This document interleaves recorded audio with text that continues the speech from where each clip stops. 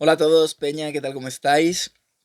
Muchas veces se ha hablado sobre lo que representamos como seres humanos. Cada uno de nosotros es un ser humano y ser humano significa que por un lado somos un ser, una energía, y por el otro somos humanos, que significa una materia, una genética y una materialización o manifestación de esa energía, ser humano. Para entenderlo de forma sencilla, podemos entender que somos una especie de luz, una especie de llama, envuelta por un cuerpo, envuelta por una materia, y lo que tenemos que conseguir en esta encarnación para que esta encarnación tenga un propósito y tenga un sentido es combinar a la perfección esa energía con esa materia. De manera que ambas se puedan retroalimentar. En tanto se retroalimentan, en tanto se ayudan, en tanto funcionan en el mismo bando, en el mismo equipo, en tanto tiene sentido nuestra existencia y en tanto le damos demasiada importancia a alguna de las dos, en tanto perdemos el propósito. De manera que si somos demasiado materialistas, materiales o densos en ese aspecto y no le damos un sentido profundo a la energía, hay una parte de nuestra energía que se queda colgada y por lo tanto no puede ayudarnos a darle sentido a nuestra existencia, y si nos pasamos a nivel de energía y no entendemos la importancia de la materia, terminamos desconectando completamente con esta realidad, con esta encarnación, con esta vida, y por lo tanto hay un momento en el que puede llegar también el sinsentido porque no le vemos la conexión de lo que somos con lo que hay fuera. Esto se ve muy claro cuando hablamos de niños, cuando hablamos de bebés. Cuando analizamos un bebé, cuando analizamos la llegada de un nuevo ser al mundo, podemos verlo de la siguiente manera, ¿vale? Cada uno de nosotros es una llama de fuego. Yo pongo mucho el ejemplo de la llama olímpica, ¿no? Sabéis que la llama olímpica empezó, creo que en Grecia, en Atenas, hace la tira de años. Entonces esa llama, cada 4 años pasaba a otro lugar del mundo. Y lo que se hacía era, en un momento dado, juntar dos antorchas con la llama original. Se juntaban dos antorchas y se llevaban la antorcha con la llama a la ciudad en la que se fueran a llevar a cabo los Juegos Olímpicos, ¿no? Desde entonces se ha ido haciendo eso, la llama original sigue siendo la misma, ¿no? Porque se ha ido quemando con antorchas distintas en diferentes lugares, pero siempre procede de la misma. Y entonces a partir de ahí, a día de hoy, seguimos teniendo esa llama, ¿vale? Un niño es esa llama. Un niño es la creación del ser humano, de seres humanos, que han sabido transmitir ese fuego, esa energía, a una nueva creación. Por lo tanto, nace esa llama, que es ese niño que se está desarrollando. Para que ese niño pueda desarrollarse de manera adecuada, orgánica, como yo siempre digo, con la materia, ser humano, tenemos que entender lo siguiente, y esto es muy, muy, muy importante. Tenemos que entender que esa llama, ¿no? Se puede apagar con el viento, se puede apagar con el agua, se puede apagar en diferentes contextos, realidades, circunstancias, porque esa llama tampoco está protegida de momento. Esa llama todavía no tiene una materia, un cuerpo que sea capaz de protegerse de lo que sería la realidad exterior. Entonces aquí suelen haber dos tendencias, una más antigua y una más moderna. Voy a tocar las dos. La antigua es criar o intentar desarrollar esa llama desde la brusquedad. ¿Por qué? Porque como a mí me han enseñado la brusquedad, como a mí me han enseñado que pegando se cría un niño, que gritando, que ordenando, que diciéndole lo que tiene que hacer se cría un niño, como a mí me han enseñado eso, y esto estoy hablando ya de varias décadas ya, porque esto está cambiando, ¿vale? Pues creo que eso es lo que tengo que hacer con la llama que acaba de llegar, con el ser humano que acabo de traer al mundo, ¿no?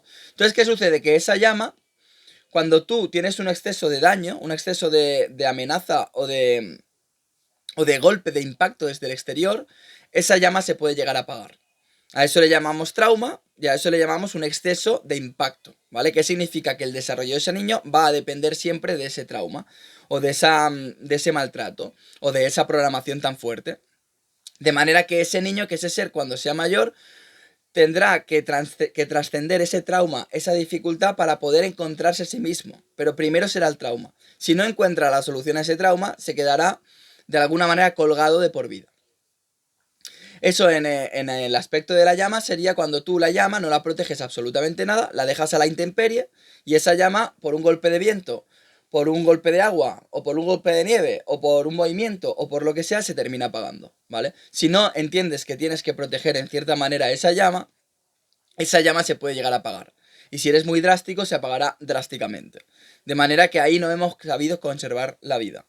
Luego está el otro ejemplo, que sería el que está pasando a día de hoy, que es muy típico, que es, claro, como a mí me criaron así, o como a mis padres los criaron así, y como el mundo está lleno de amenazas, que de alguna manera yo puedo interpretar también, sobreprotejo esa llama, ¿vale? Sobreprotejo esa llama, de manera que no quiero que a esa llama le entre ni una gota de agua, ni un poquito de viento, ni ninguna situación o contexto que a lo mejor la mueva y le impida desarrollarse, porque tengo miedo de que esa llama se apague. Cuando tú tapas demasiado la llama, ¿qué le pasa? Que se apaga también, porque se queda sin oxígeno, ¿vale? A eso lo llamamos sobreprotección. Entonces, hemos envuelto de una manera esa llama, que esa llama, de alguna manera, aunque la mantengas un poco abierta, o un poco, que pase un poco el aire, para que me entendáis, para que no se apague, esa llama no está interactuando con la realidad, de manera que no puede aprender de la realidad. Esto lo vemos mucho con los teléfonos móviles. Al final, preferimos que los hijos estén con el teléfono móvil a que estén jugando en el barro, en el parque, comiendo arena o cosas de estas, ¿no? Porque es más cómodo para los padres que los tienen que controlar. Y así no tienen la sensación de que en algún momento puede pasar algo que los saque de esa zona de confort. Lo mismo con los bozales, como lo hemos visto estos 2 últimos años, ¿no? Que se pongan el bozal, ¿no? Que vayan así, no que vayan así. Y aceptarlo de esta manera en el colegio como para protegerse de la posibilidad de que se sientan malos padres porque el niño pues ha cogido un bicho o lo que sea, ¿vale? Se entiende. Entonces, como decía, cuando sobreproteges la llama, no solo la puedes apagar también, sino lo que sucede es que la llama no puede experimentar ni el agua, ni el aire, ni ningún contexto diferente. ¿Por qué? Porque te da miedo que se pueda llegar a apagar. Entonces, ¿qué sucede? Que cuando entendemos esto, entendemos ese binomio de llama, de energía y genética o materia, el ser humano, lo que tenemos que entender es el equilibrio entre conseguir, primero, que la llama no se apague, pero que la llama sea capaz de entender y aprender de las circunstancias del contexto. ¿Y cómo se hace esto? Claro, si yo pongo la llama a la intemperie, porque es una llama muy sensible además, la pongo a la intemperie y en un momento dado llueve, se apagará. Sin embargo, sí que tengo que conseguir que la llama, de alguna manera, sepa interpretar esa gota, sepa interpretar la lluvia, sepa protegerse a su vez ella misma de esa lluvia. ¿Cómo lo tengo que hacer? Dejando el espacio adecuado o intentando colocar la llama en el lugar adecuado para que le caigan algunas gotas. Si a la llama le caen algunas gotas, la llama no se va a apagar. Y a su vez va a entender y va a poder interpretar lo que significan las gotas. De manera que a raíz de eso va a poder generar una estructura biológica que le permitan protegerse de las gotas. Si yo la protejo de las gotas, no va a experimentar las gotas. Y si no experimenta las gotas, nunca entenderá realmente cómo sobreponerse a los peligros o a las amenazas de la realidad, que a su vez le permiten desarrollarse, le permiten estar preparado y le permiten estar capacitado. Sin dificultades, sin cierto sufrimiento, no aprendemos. Y si no aprendemos, somos hipervulnerables ante la realidad. Y esto es lo que estamos viendo con los niños de hoy, sobre todo, en general, que son muy vulnerables. Pueden llegar a ser muy inteligentes, pero muy vulnerables. Con muchas fisuras, fracturas, divisiones mentales, confrontaciones mentales, no se entienden, no disfrutan. ¿Por qué? Porque no han desarrollado un sistema que se pueda enfrentar verdaderamente a las dificultades del entorno, ¿vale? Lo mismo con el viento. Si yo protejo demasiado a la llama del viento, nunca va a saber lo que es el viento. Y si la dejo a la intemperie, se va a apagar con el viento. ¿Qué tengo que hacer? Dejar rendijas para que capte el viento.